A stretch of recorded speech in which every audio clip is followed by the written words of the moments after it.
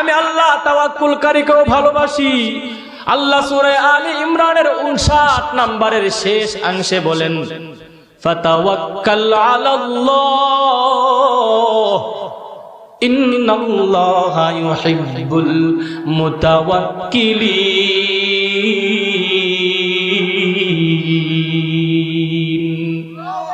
বান্দা ঘর থেকে বের হবে, বিসমিল্লাহি তাওয়াক্কালতু আলাল্লাহ, আমি আল্লাহর উপর ভরসা করে ঘর থেকে বের হলাম।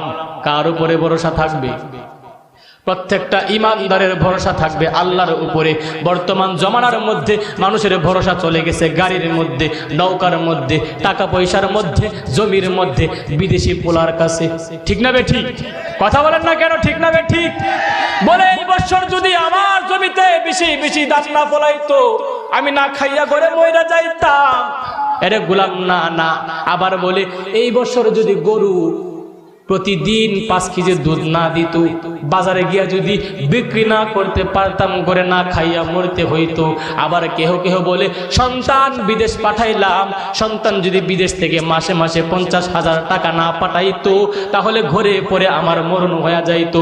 এরে বান্দা না না, আমার আল্লাহ তোমাকে রহমত দ্বারা বেষ্টন করে রেখেছেন। আল্লাহ বলেন ফাতাওয়াক্কাল আলাল্লাহ ইন্নাল্লাহা ইউহিব্বুল মুতাওয়াক্কিলিন।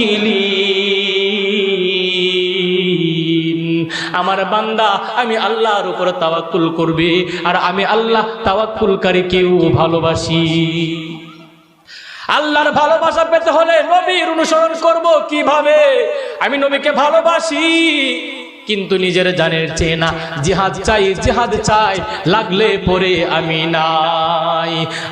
জন্য আমি জীবন দিতে রাজি। জিলাপি খাওয়ার সময় আসি, নবীকে যখন নাস্তিক মুরতাদ কটাক্ষ করে, তখন ওই সিন্নিখুর আশিক রাসূলকে খুঁজেও পাওয়া যায় না। আরো জোরে বলেন ঠিক কিনা? আবার বলে ভালো যদি বাসতে হয় নবীকে বাসো, ভালো যদি ভাসতে হয় নবীকে বাসো। নবী তরানেওয়ালা, নবী বাঁচানেওয়ালা। নাউজুবিল্লাহ করেন। নবী বাঁচানেওয়ালা, নবী তরানেওয়ালা। নবী তরাবেন, তরাবেন। তরানেওয়ালা মানে কি? শাফাআত করেনেওয়ালা।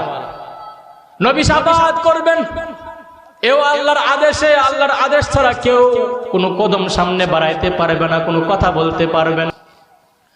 নবী বাঁচানেওয়ালা, নবী তরানেওয়ালা, তাই প্রাণের চেয়ে অধিক ভালো নবীকে